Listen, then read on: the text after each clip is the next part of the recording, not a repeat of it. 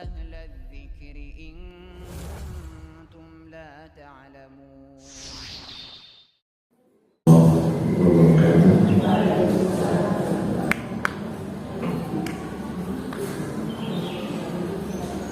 الحمد لله الذي جعل شهر رمضان شهر أنزل فيه القرآن هدى للناس وبينات من الهدى والفرقان. الشهر الذي تفتح فيه أبواب الجنة وتغلق فيه أبواب النار.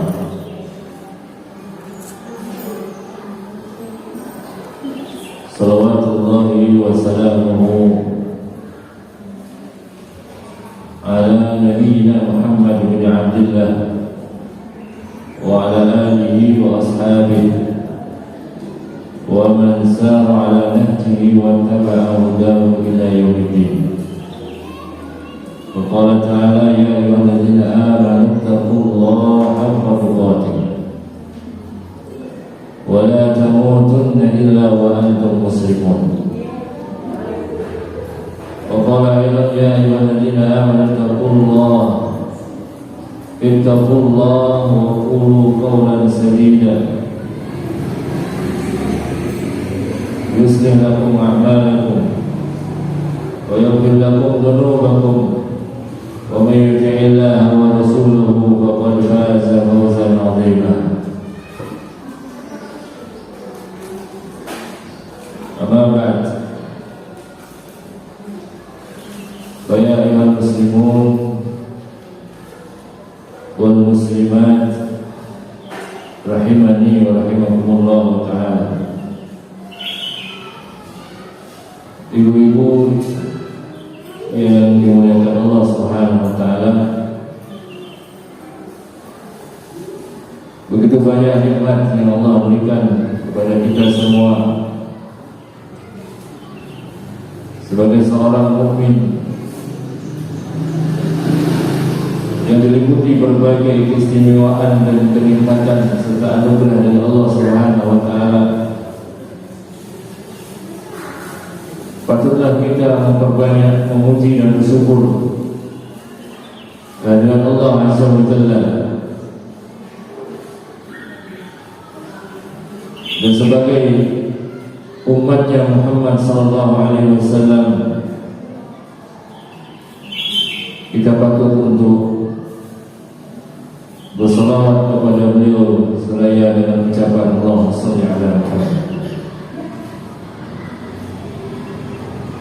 Ibu-ibu yang dimuliakan Allah Subhanahu wa taala, disebutkan dalam sebuah musnad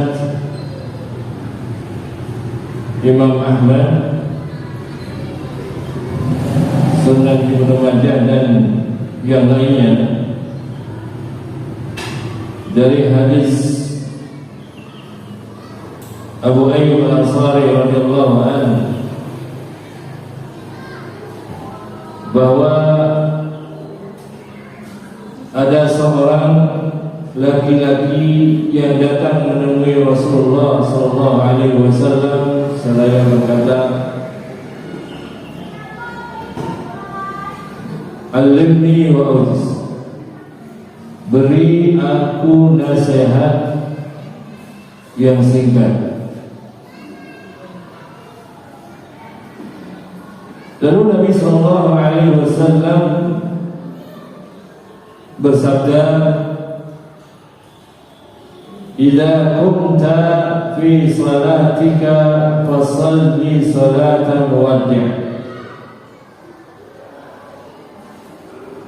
Nabi sallallahu alaihi wasallam kemudian memberikan nasihat sebagaimana yang diminta oleh laki-laki yang datang kepada beliau. Maka nasihat yang pertama yang disampaikan oleh Rasulullah sallallahu alaihi wasallam, "Idza kunta fi salatika fasalli salatan muwaddi'." jika kamu hendak melaksanakan menegakkan salat, fasalli salatan wada', maka salatlah seperti salat muwaddi'. Salat muwaddi' oleh para ulama diberikan makna yang pertama. Salat muwaddi' itu adalah ketika seorang melaksanakan atau mendirikan salat, saat dia sampai di tempat salatnya, salat atau masjid, maka ia menanggalkan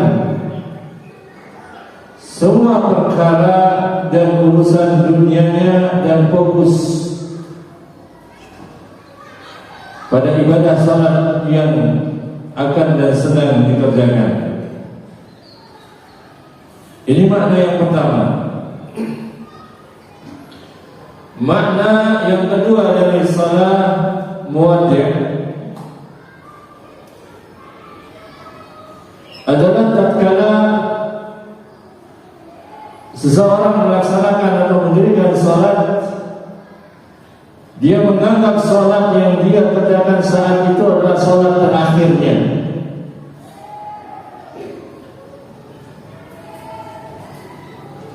Jadi seorang yang ketika melaksanakan atau mendirikan salat, dia menganggap salat yang dia kerjakan, yang sedang akan dikerjakan adalah salat terakhirnya.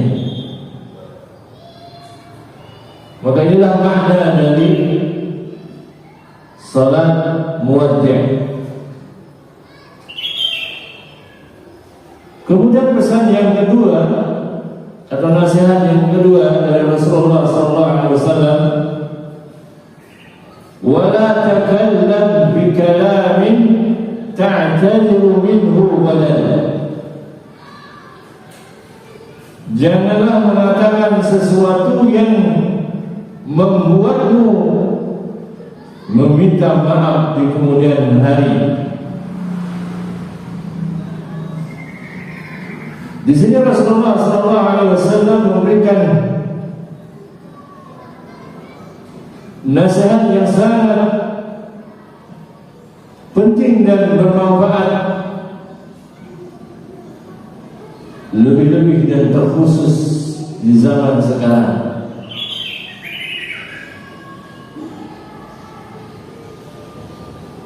Orang banyak melafalkan, mengucapkan, berbicara tanpa memikirkan atau mempertimbangkan terlebih dahulu.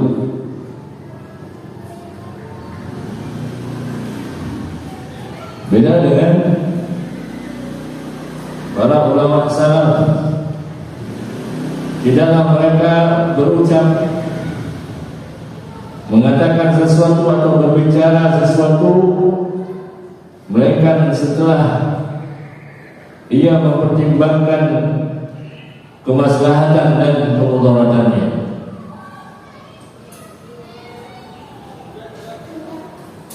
Adapun zaman sekarang,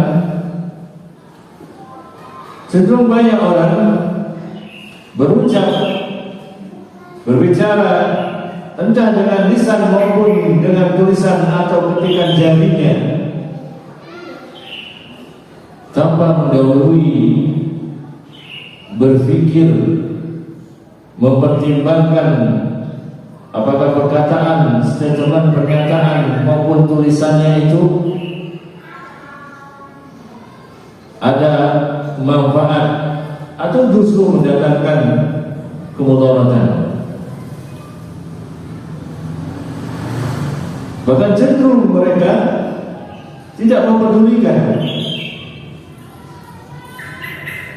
komentar demi komentar, tulisan demi tulisan,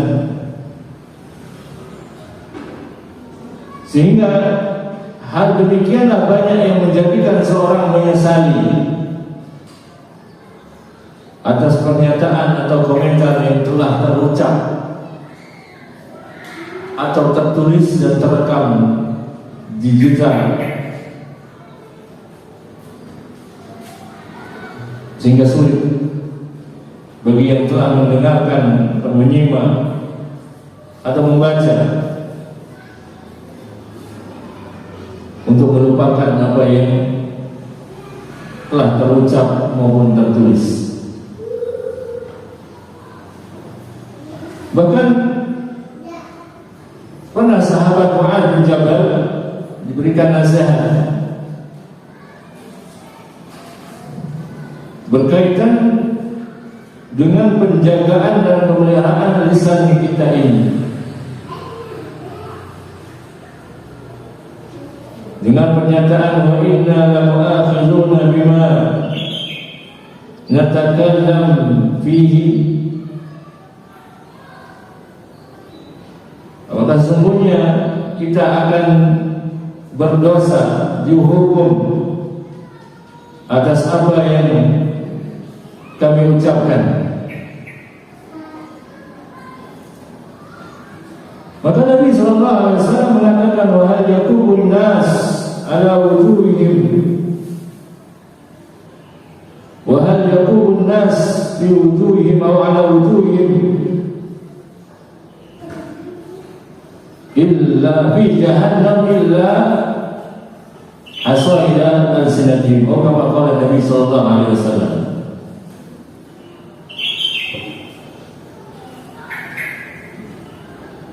Manusia tidak hanya ditelungkupkan wajahnya di dalam api neraka, melainkan karena hasil atau sebab hasil dari lisannya.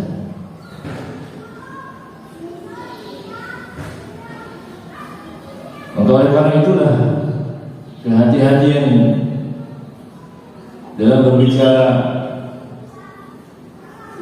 bahwa seorang mukmin atau mukminah betul-betul mempertimbangkan, karena semua akan dimintai pertanggungjawaban oleh Allah Subhanahu wa taala. Tidak ada satu kata melainkan tercatat rapi dan utuh, serta tersimpan dengan baik di sisi Allah Subhanahu wa taala. Ada malaikat yang benar-benar mencatat dan tidak akan terlewatkan satu kata pun, melainkan semua akan dimintai pertanggungjawaban oleh Allah Subhanahu wa taala.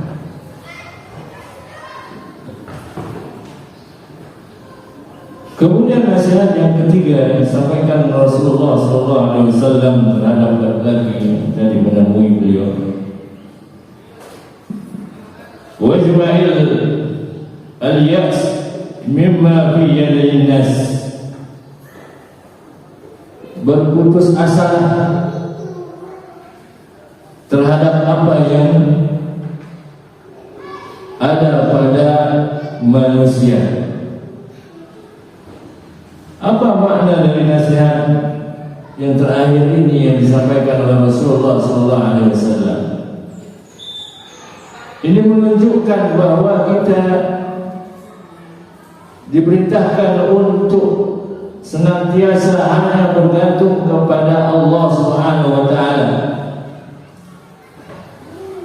tidak menyandarkan kehidupan dan nasib kepada makhluknya. Karena banyak di antara manusia senang melihat, bahkan bertumpu bersandar pada kenikmatan-kenikmatan yang ada pada makhluk Allah Subhanahu wa taala, sehingga berharap mendapatkan dan bersandar kepada nikmat dari makhluknya atau pertolongan dari makhluknya.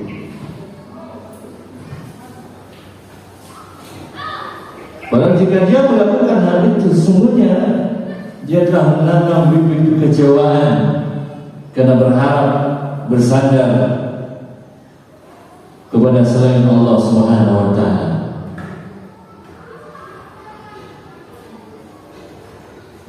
telah jelas menyatakan wa man ta'allaqa bi syai'in wukila ilaihi.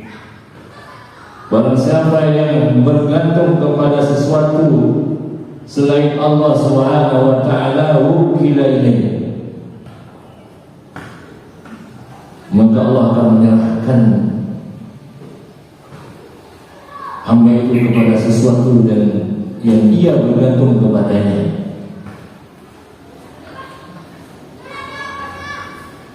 Padahal jelas bahwa sumber daripada segala kebaikan, segala nikmat bersumber dari Allah Subhanahu wa taala. Dan Allah telah menyatakan, "Wa ma bikum min ni'mah fa min Allah." Apapun nikmat-nikmat yang ada pada diri kita, fa min Allah, maka semua itu datangnya dari atau sumbernya dari Allah Subhanahu wa taala.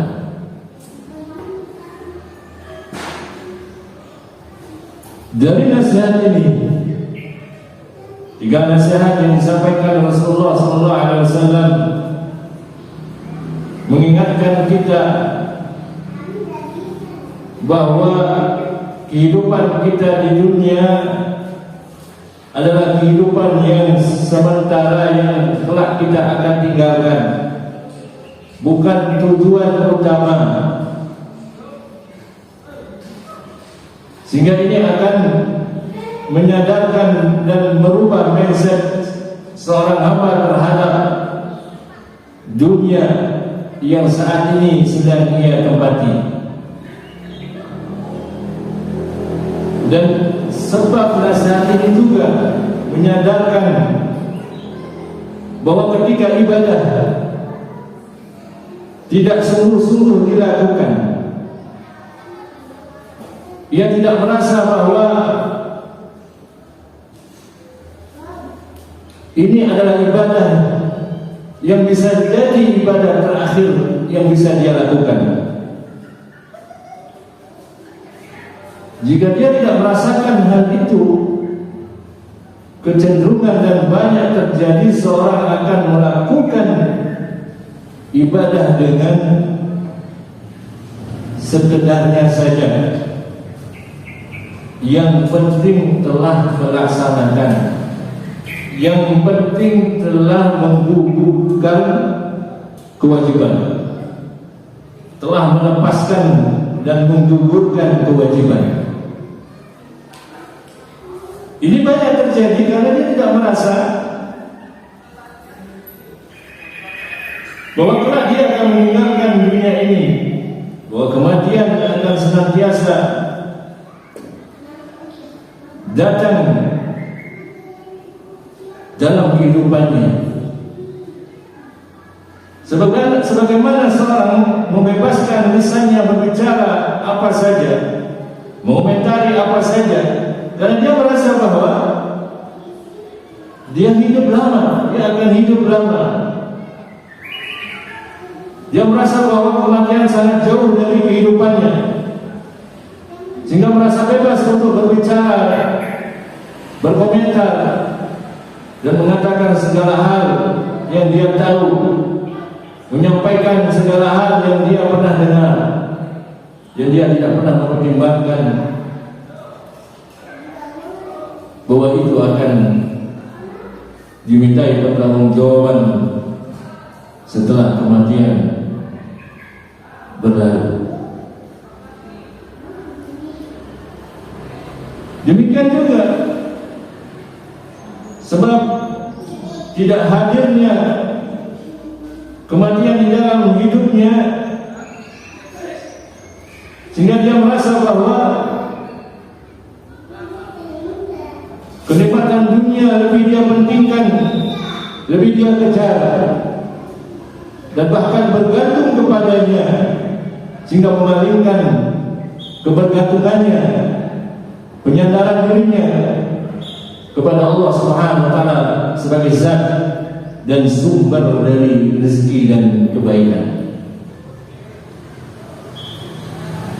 Nah, oleh karena itu Ibu yang dimuliakan Allah Subhanahu wa taala, karena ketaatan tidaklah ia datang tiba-tiba. Ketaatan itu enggak bisa dadakan. Ketaatan itu dilatih dan dipersiapkan. Jika berkaitan dengan akan datangnya bulan Ramadan, seorang yang benar-benar dan sungguh-sungguh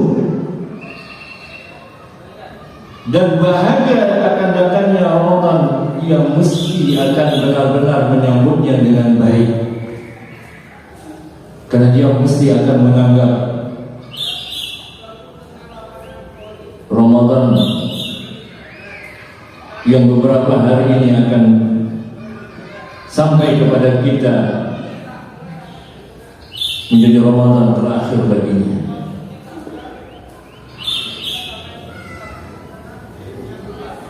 Kita akan bisa melihat baik pada diri kita akan kesungguhan dari diri kita dalam menyambut bulan Ramadan ini. Seberapa benar-benar perencanaan kita terkait ibadah, kegiatan dan kebaikan-kebaikan yang akan dilakukan di bulan yang penuh dengan keberkahan dan kemuliaan.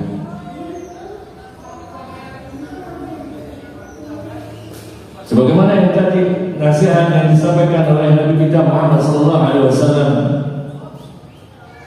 bahwa seorang itu tidak mungkin akan melakukan kebaikan dan ibadah secara sungguh-sungguh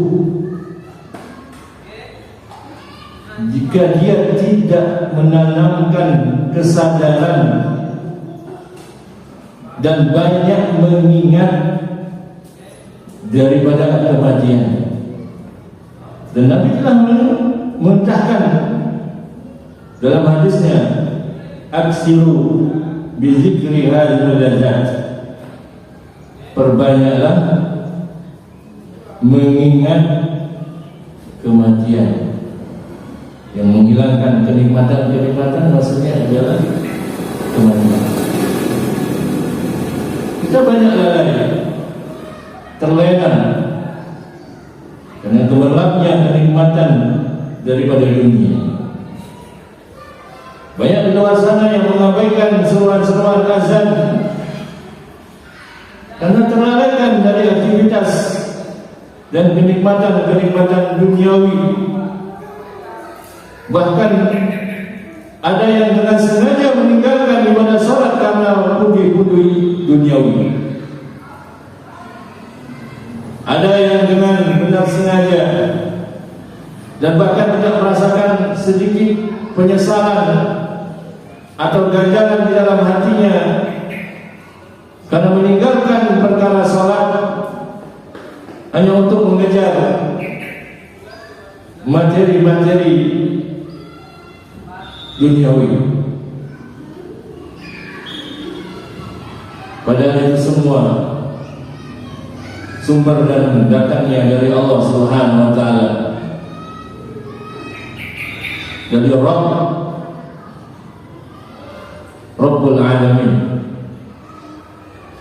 Zat yang menciptakan, Zat yang memberikan rezeki, Zat yang mengatur dan memelihara alam semesta ini.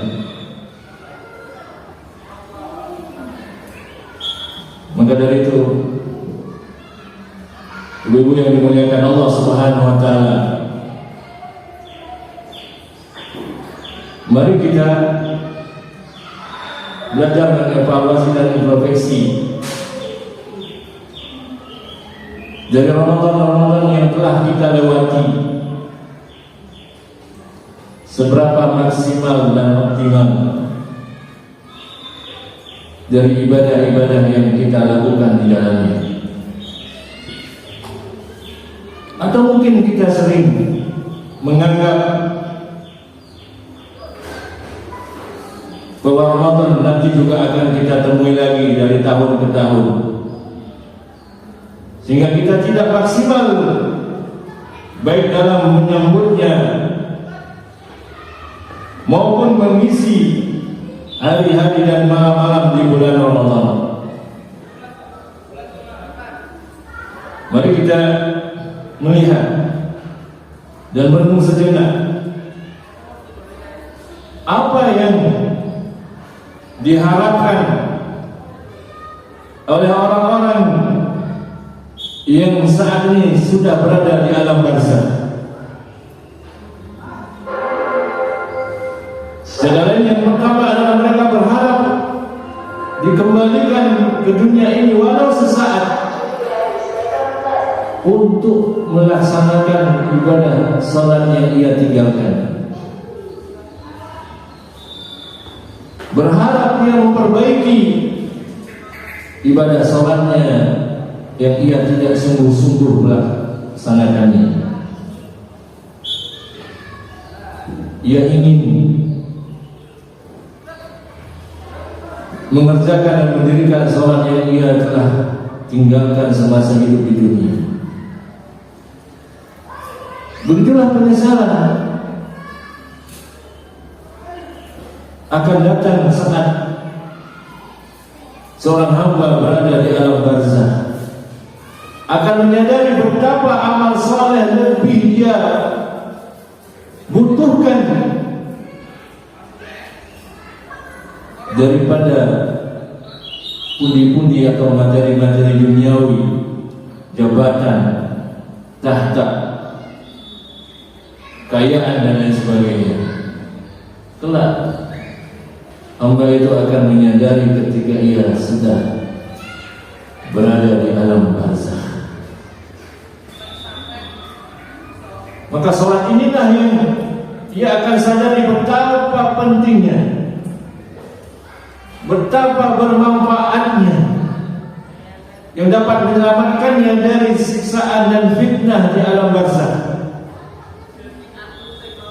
Sehingga begitu penyesalannya sangat besar, karena ia tidak benar-benar mengagungkan perkara ibadah syariat yang telah dibuat oleh Allah Subhanahu wa ta'ala. Bahkan seorang di dalam melaksanakan ibadah salat cenderung tidak menghadirkan kekhusyuan, sedangkan itu adalah ruh dari ibadah. Dan juga banyak seorang tidak menghadirkan rukun daripada ibadah yang ada 3. Jadi mahabbah, ar-raja dan al-khawf. Mahabbah kecintaan, ar-raja pengharapan, dan al-khawf rasa takut. Padahal setiap kali kita melakukan ibadah harusnya kita menghadirkan ketiga hal tersebut. Kita melakukan ibadah itu karena kecintaan kita kepada Allah. Kita melakukan ibadah karena kita ada harapan untuk mendapatkan ridha dan surganya Allah Subhanahu wa ta'ala. Kita melakukan ibadah tersebut karena kita takut ancaman, takut siksaan Allah Subhanahu wa ta'ala jika kita meninggalkan atau abai terhadap perintah dan larangan Allah Subhanahu wa ta'ala. Ibu-ibu yang dimuliakan Allah Subhanahu wa ta'ala, di antara yang diinginkan oleh hamba yang sudah berada di alam barzakh adalah menunaikan zakat atau sedekah.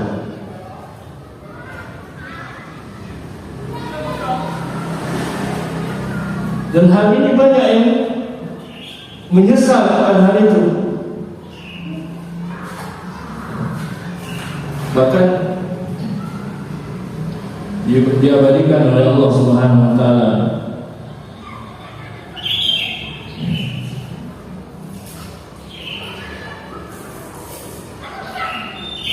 bahwa seorang berharap dapat dikembalikan. Laula akhartani ila ajalin qarib fa asaddaqa wa akum minas salihin. Fa asaddaqa, bersedekah. Seorang akan sadar akan kebermanfaatan sedekahnya yang dia keluarkan nanti ketika dia sudah berada di alam barzakh. Dia baru menyadari akan kemaslahatan dan kebermanfaatan sedekah yang dia keluarkan. Jangankan yang tidak sama sekali mengeluarkan sedekahnya, yang sudah mengeluarkan sedekah pun dia menyesali kenapa tidak memperbanyak bersedekah. Mungkin kalau kita bicara zakat, zakat ada ketentuan nilai dan angkanya, kadarnya ada ketentuan tersendiri.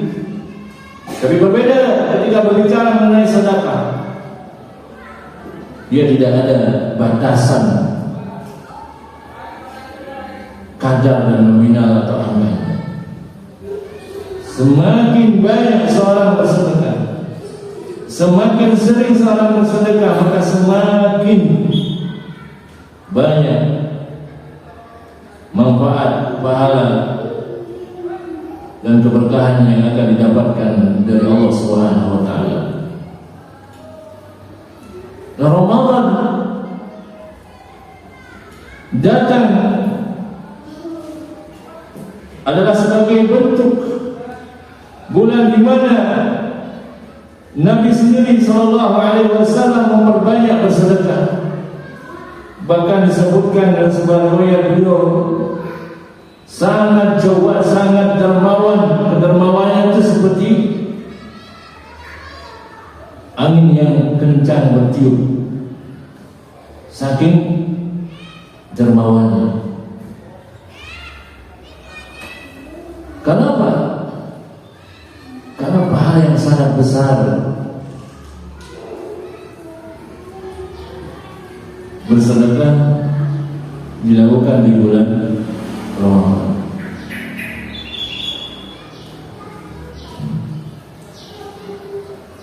Ibu yang dimuliakan Allah Subhanahu wa taala, seorang yang benar-benar mempersiapkan dirinya menghadapi kedatangan daripada bulan Ramadan, maka dia akan betul-betul mempersiapkan agar dia dapat memperbanyak melakukan sedekah yang tentunya ini akan kembali ke bermanfaatannya kepada hamba itu tersendiri. Ibu yang dimuliakan Allah Subhanahu wa taala, dan di antara juga penyesalan seorang hamba yang telah berada di alam barzakh adalah kesempatan membaca Al-Quran. Sering orang melalaikan dan mengabaikan dari berinteraksi, baik dalam bentuk membaca, mempelajari, mentadaburi dan mengamalkan, karena dia tidak benar-benar menyadari kebermanfaatan, keberkahan dan pahala yang sangat besar di sisi Allah Subhanahu wa taala. Orang yang tidak membiasakan dirinya berinteraksi dengan Al-Quran hari demi harinya, maka sangat mustahil dia akan banyak berinteraksi dengan Al-Quran di bulan Ramadan. Padahal bulan Ramadan adalah bulan Al-Quran, syahrul Quran, syahrul unzila fihi Al-Quran. Syahrul Ramadan adalah bulan diturunkannya Al-Quran. Dan Nabi pun memperbanyak, bahkan memperdengarkan bacaan Qur'annya di hadapan Jibril, di hadapan malaikat Jibril. Mengulang dan murajaah daripada Al-Quran. Dan sehingga disunahkan dalam sholat tarawih bacaan mesti panjang. Yang kadang-kadang banyak masyarakat tidak menyukai kalau sholat tarawih dengan bacaan yang panjang. Padahal sunnahnya adalah membaca surah yang panjang.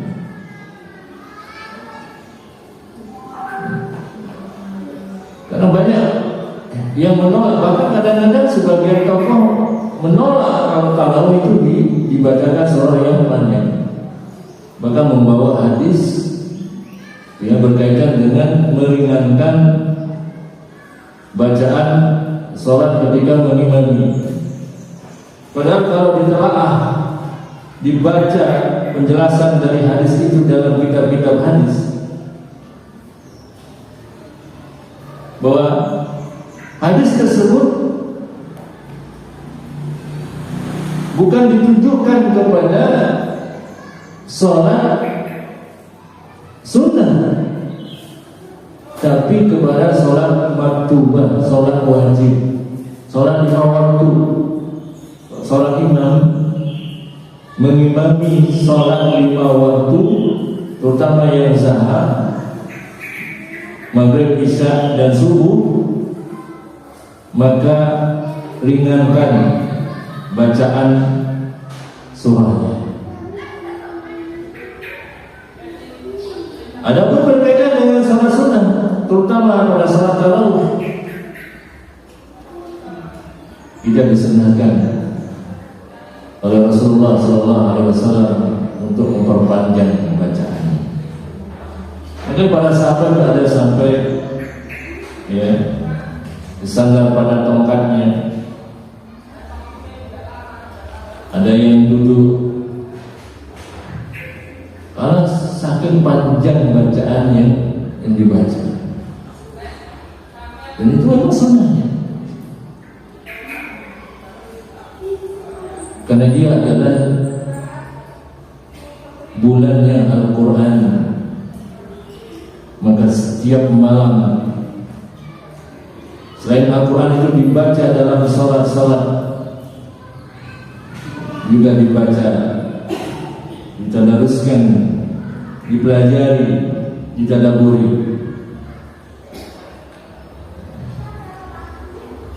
Bahkan sebuah riwayat hadis disebutkan Al-Quran ini telah akan menjadi syafaat bagi hamba yang betul-betul menjadikan malamnya itu penuh dengan bacaan Quran, sibuk berinteraksi dengan Al-Quran. Dan sebuah riwayat menyatakan ketika Al-Quran meminta agar diizinkan untuk memberikan syafaat kepada hamba tersebut. Kenapa? Karena aku menghalanginya dari tidur malam dan sibuk dalam membaca Al-Quran. Ibu-ibu yang dimuliakan Allah Subhanahu wa Ta'ala, dan umumnya kita perlu mempersiapkan berbagai bentuk amal saleh. Perlu kita menulis agendanya, perencanaannya, bahkan target-targetnya. Ini membuktikan kesungguhan kita menyambut dan mengisi bulan Ramadan dengan berbagai amaliyah ibadah dan ketaatan kepada Allah Subhanahu wa Ta'ala. Saya akan tutup kajian ini dengan sebuah nasihat dari Imam Ad-Daqqaq rahimahullah ta'ala. Beliau berkata, man aksara min zikril maut, barang siapa yang banyak mengingat kematian, ukrima bizalazati asya, maka niscaya dia akan dimuliakan dengan 3 perkara. Yang pertama, ta'jilut taubah. Orang yang banyak mengingat kematian maka akan dimuliakan 3 perkara. Perkara yang pertama adalah ta'jilut taubah. Niscaya dia akan bersegera dalam bertaubat. Orang yang banyak mengingat kematian, dia tidak akan menunda pertaubatan. Bahkan dia tidak menunggu, karena ingat melakukan dosa atau kemaksiatan, kemudian dia bertaubat. Justru taubat ini menjadi amalan rutinnya. Bukankah Nabi SAW dalam hari-harinya beliau meminta ampun, bertaubat kepada Allah Subhanahu wa taala dalam sehari lebih dari 70 kali. Beliau sendiri mengatakan dalam hadisnya, wa inni atubu ila Allah fil yawmi aktsar min 70 marrah. Sungguhnya aku bertaubat, mohon ampun kepada Allah Subhanahu wa taala dalam sehari lebih dari 70 kali. Itu Nabi sallallahu alaihi wasallam yang kita tahu bahwa beliau telah diampuni dosa yang lalu dan yang akan datang, bahkan maksum, terjaga, terpelihara dari berbuat kemaksiatan dan dosa. Maka sepatutnya kitalah yang sangat membutuhkan ibadah taubat ini. Setiap saat kita berjalan di atas muka bumi ini, memikul beban dosa-dosa dan kemaksiatan yang kita lakukan. Ini nasib kemuliaan yang pertama dari yang memperbanyak mengingat kematian. Yang kedua adalah wa qana'atul qalb. Hati akan menjadi qanaah, mudah menerima ketentuan dan pembagian nikmat dari Allah Subhanahu wa taala. Tidak mudah tamak, tidak puas, enggak ridho dengan pembagian nikmat dan rezeki dari Allah Subhanahu wa taala. Justru orang yang banyak mengingat kematian, dia akan ridho, mudah menerima apa yang telah dibagikan atau ditentukan oleh Allah Subhanahu wa taala. Dan yang ketiga, kemuliaan yang akan didapatkan bagi yang memperbanyak mengingat kematian adalah muwadasatul ibadah. Orang yang banyak mengingat kematian pasti semangat, senantiasa dia semangat beribadah. Dia akan menganggap bahwa ibadah yang dia lakukan adalah ibadah terakhir, sehingga dia sungguh-sungguh melakukan ibadahnya, bukan sekedar menggugurkan atau melepas kewajiban atau beban dari ibadah yang disyariatkan. Kemudian beliau Imam Ad-Daqqaq melanjutkan nasihatnya, wa man nasiyahu uqiba bi thalathati asya. Barang siapa yang lupa dari mengingat kematian, banyak lupa dari mengingat kematian, maka apa yang didapatkan niscaya dia akan dihukum uqiba bi thalathati asya. Dia akan mendapatkan 3 hukuman. Yang pertama, taswifut taubah. Dia akan menunda-nunda bertaubat. Maka ini hati-hati dari menunda-nunda pertaubatan. Karena ini adalah ciri seorang mendapatkan hukuman dari Allah Subhanahu wa taala. Yang tentunya perlu kita sadari agar jangan sampai kita punya keinginan menunda-nunda dari bertaubat.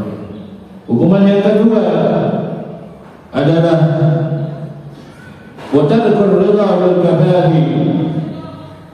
Tidak ridha dengan ketentuan atau pemberian Allah Subhanahu wa taala. tidak bisa merasa cukup, protes, mengeluh. Sehingga apa? Sehingga nikmat-nikmat yang telah diberikan dia tidak bisa melihat dan merasakan. Yang dia rasakan adalah kekurangan dan kekurangan. Sehingga dalam menjalani hidup selalu merasa sempit, seolah ia adalah hamba yang penuh dengan penderitaan. Padahal kalau dia mau merenung, menyadari betapa banyak nikmat yang ada pada diri dan kehidupan, karena saking dia tidak bisa melihat dan merasakan nikmat Allah yang sesungguhnya banyak di luar sana menginginkan posisinya, tapi dia tidak menyadari akan betapa banyak nikmat yang ada pada diri dan kehidupannya. Kemudian hukuman yang ketiga yang diberikan kepada seorang yang banyak lupa dari mengingat kematian adalah wattakasul bil ibadah. Ada rasa malas, ya, di dalam melaksanakan ibadah. Beda dengan al-ajzu dengan al-kaslu. Kalau al-ajzu, dia punya keinginan melakukan ibadah tapi tidak punya kemampuan secara fisik. Adapun al-kaslu, malas, dia punya kemampuan secara fisik tapi tidak punya kemauan, lemah keinginan dan kemauan dalam melakukan ibadah. Maka ini yang dicela oleh Allah dan Rasulnya sallallahu alaihi wasallam.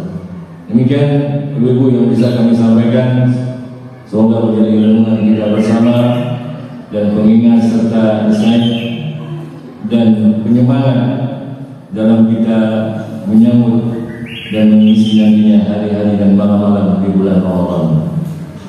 Wassalamualaikum warahmatullahi wabarakatuh wa ala alihi wasallam. Jika ada pertanyaan kami persilakan. Bismillahirrahmanirrahim. Assalamualaikum warahmatullahi wabarakatuh. Beberapa waktu lalu mendapati seseorang menyatakan tidak perlu kita khawatir ibadah kita diterima atau tidak, sedangkan kita sudah dapat hidayah untuk melakukannya. Jadi sudah pasti amal ibadah kita diterima. Bagaimana menyikapi perkataan beliau ini? Ustaz, mohon nasihatnya.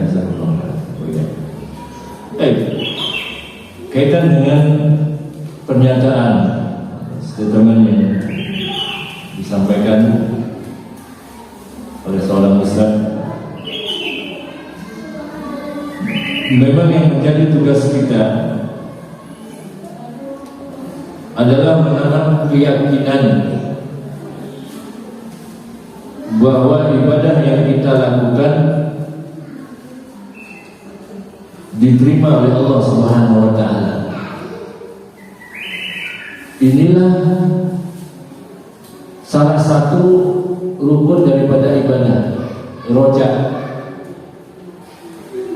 Ini pengamalan penerapan dari roja. Setiap ibadah yang kita lakukan kita harus yakin, karena harapan kita setiap ibadah yang kita lakukan diterima oleh Allah Subhanahu wa taala. Meskipun hakikatnya kita tidak tahu benar-benar diterima atau tidak, tapi secara roja pengharapan kita setiap ibadah yang kita lakukan diterima oleh Allah Subhanahu wa taala. Tapi jangan sampai kita hanya menghadirkan satu.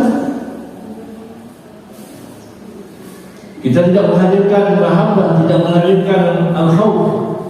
Kita tetap harus menghadirkan ketiga-tiganya sehingga ada penerapan secara utuh rukun ibadah tersebut.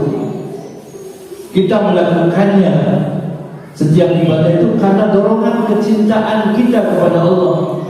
Iman ini, iman yang sungguh-sungguh pasti melahirkan kecintaan. cinta kepada Allah, kalau sudah cinta betul-betul kepada Allah, dia akan melakukan setiap ibadah itu karena dorongan kecintaannya kepada Allah Subhanahu wa taala. Sehingga akan apa? Dia akan sungguh-sungguh. Termasuk di dalamnya adalah al-khawf, takut. Seorang hamba itu harus tetap ada rasa khawatir, rasa takut ibadah itu tidak diterima. Kenapa ini perlu ada? Agar setiap kali kita melakukannya, melaksanakannya, kita melaksanakannya dengan benar-benar, dengan sungguh-sungguh, terpenuhi rukun syarat, sehingga tidak asal-asalan.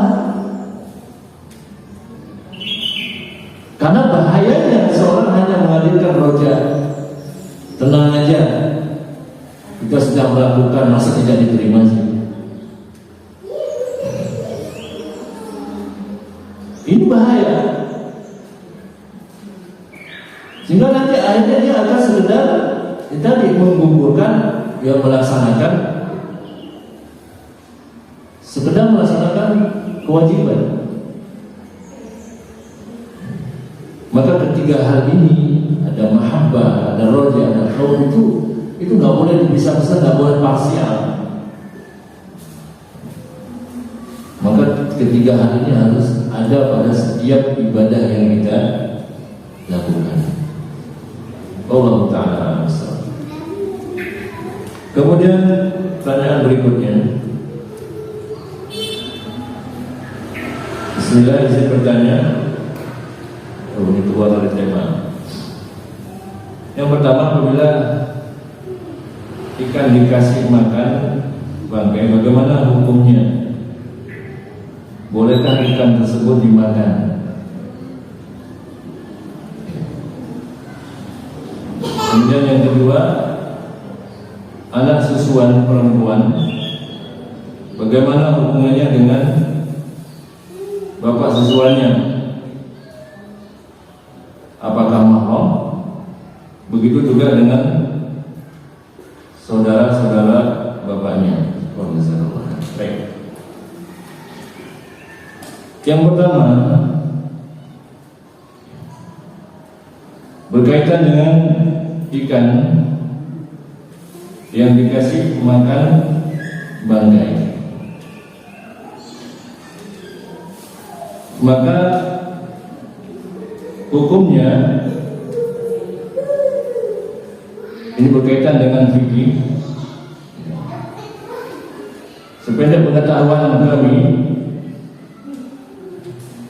ikan yang dikasih bangkai, apalagi banyak olahan makanan ikan yang memang ada campuran, ya, tidak hanya bangkai, kadang-kadang beberapa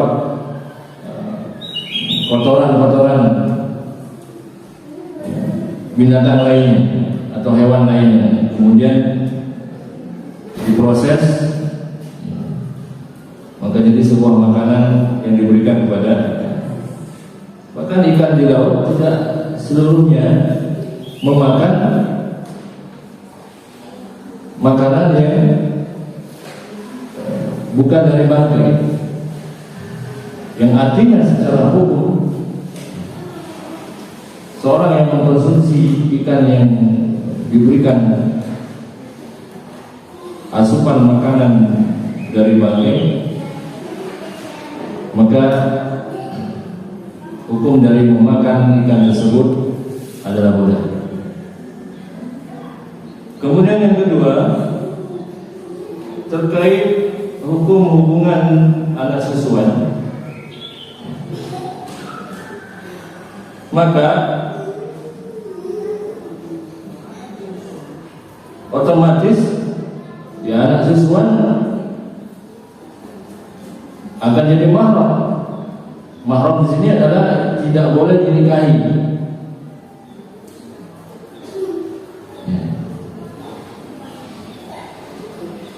Jadi di bahasanya saudara sepersusuan.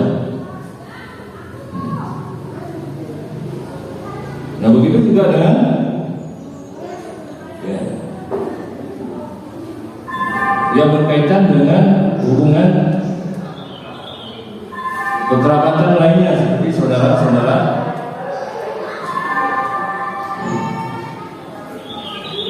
bapaknya karena sudah menjadi karena satu susuan dengan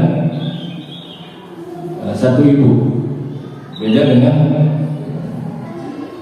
ibunya berbeda. Seperti seorang ayah yang memiliki 2 istri misalnya, nah, ini berbeda lagi. Adapun dengan satu ibu, maka hukumnya adalah ini menjadi Allah alam sawab. Ini yang bisa kami berikan penjelasannya. Semoga bermanfaat.